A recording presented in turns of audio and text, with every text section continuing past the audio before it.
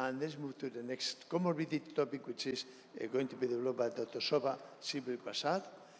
He's going to talk about cataract and age-related macular degeneration, AMD. Thank you. Together with glaucoma, AMD is the most frequent comorbidity that we have today in cataract surgery. So thank you for this presentation. Thank you. Thank you. And also thank you to the organizers for inviting me to talk on this topic today. So it's a pretty short topic, cataract and age-related macular degeneration. These are my disclosures. So the two main objectives or two main questions we are often faced with is, does cataract surgery increase the risk of AMD progression? And number two, how do we manage cataract surgery in the presence of patients with neovascular AMD having anti-VEGF therapy? So I'll focus on these two. So there are several population-based studies done in 1990s that show that history of cataract surgery increases the rate of progression to late AMD. The odds ratio is as high as 3 to 5 times increased risk.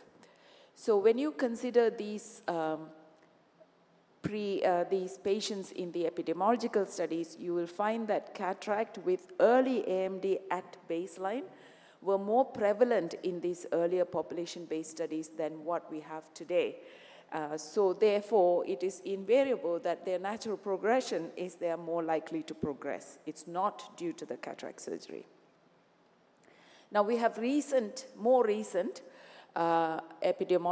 clinical trials, that's the AREDS and AREDS2 preparations. And in both these clinical trials, it was shown that there is no increased risk of late AMD progression with the cataract surgery, both at 5 years and a median of 10 years follow-up. So that clearly shows in AREDS that there was no increased risk. Again, when we did AREDS2 sub-analysis, it again showed that there was no increased risk. So both these clinical trials contained patients with AMD, but they did not show progression to either neovascular glaucoma or geographic atrophy or both. So why are these results contradictory? So earlier studies suggest that there is increased risk, while clinical trials suggest that there isn't. So the AREDS and AREDS2 trials, as you know, were done in a much healthier population. They did have AMD at baseline, but maybe not as severe as what we knew of when the population-based studies were done. For example, the Beaver Dam study, the Blue Mountain Eye study, etc. So in those studies, 2/5 of the cohort had high-risk characteristics of late AMD even before the cataract surgery was done. So they are more likely to progress, and it is not as a result of cataract surgery. So this is the first objective, and we showed that you can do your cataract surgery without any fear of progression. And if it progresses, it's just bad luck. It is the disease natural history that has taken over.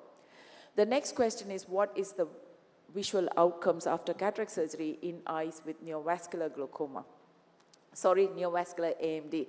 And you will see that in many of the studies like Marina, the Anchor studies, where cataract surgery was done in patients with neovascular AMD having anti-VEGF treatment, there was a 2-line gain in vision on average.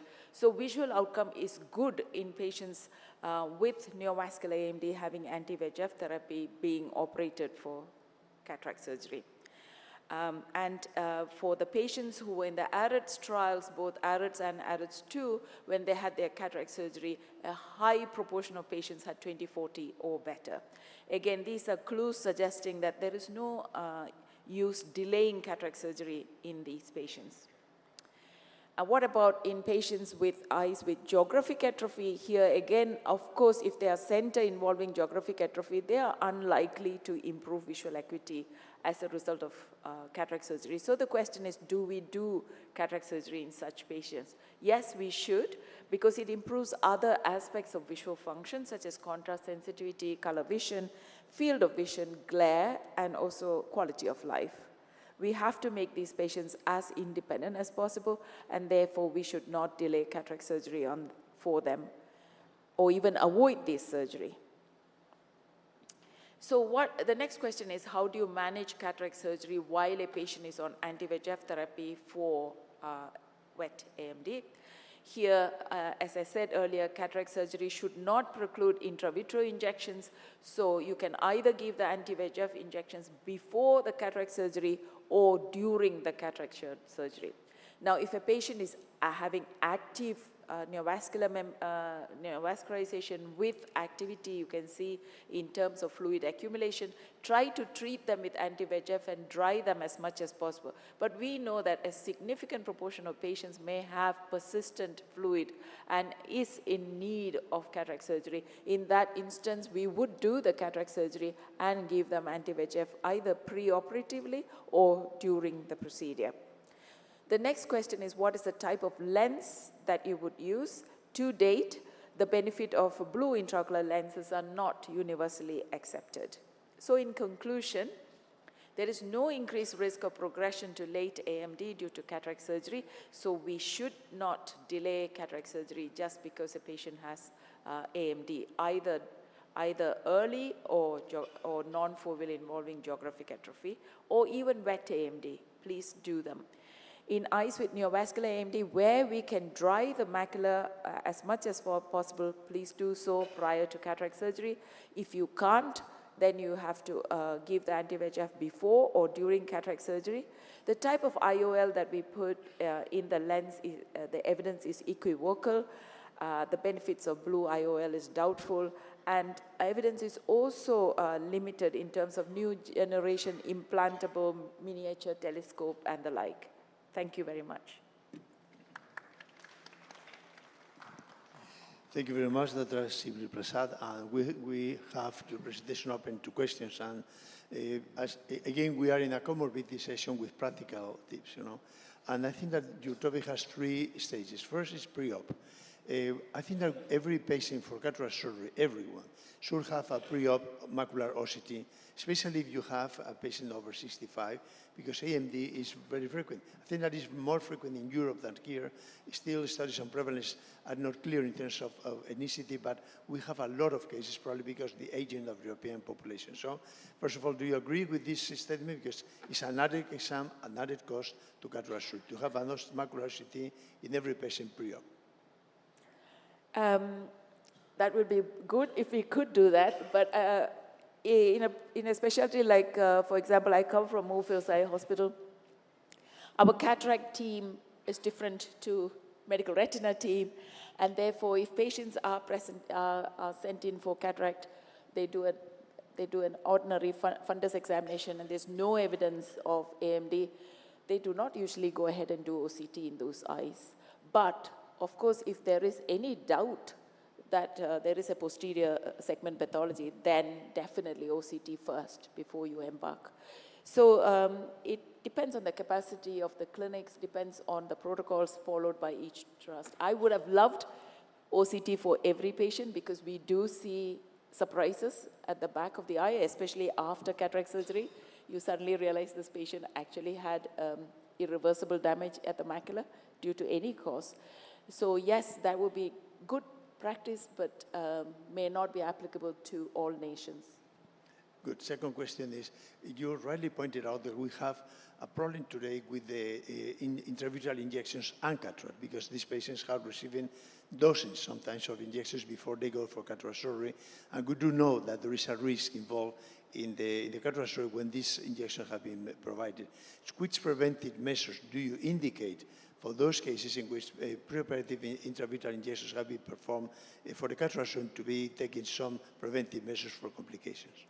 Yeah, I mean, repeated intravitreal injection is associated with zonular weakness, right? So we need to consent the patients in such instances that, it may end up with a complicated cataract surgery. We have to take all precautions to avoid such zonular dehiscence during the operation. But that is after repeated intravitreal injections. So if a patient has had I don't know the threshold at which you will start consenting the patients about complications during cataract surgery, but I would say there is an association with that.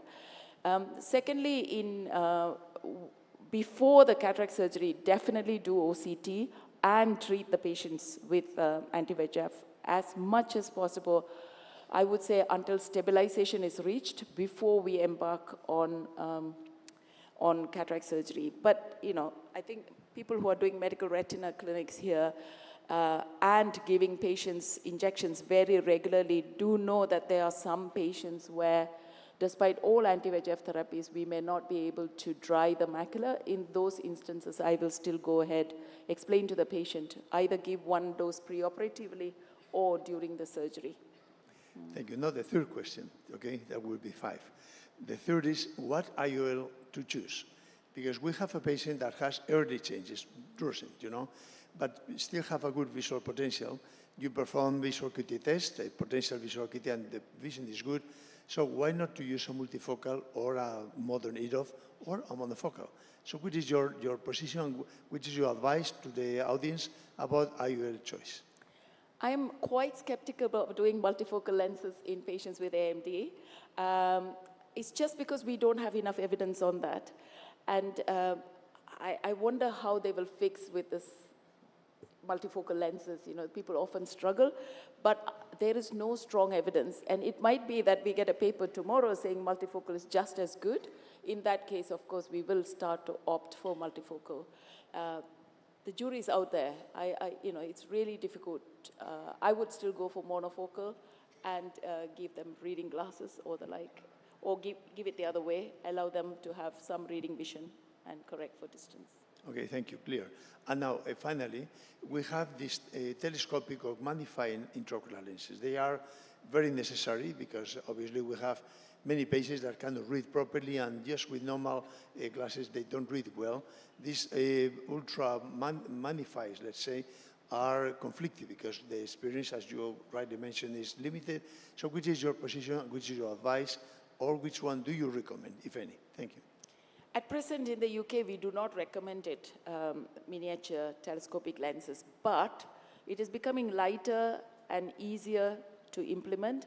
And also, these patients do not have anything else. You know, their low visual aids do not work for them.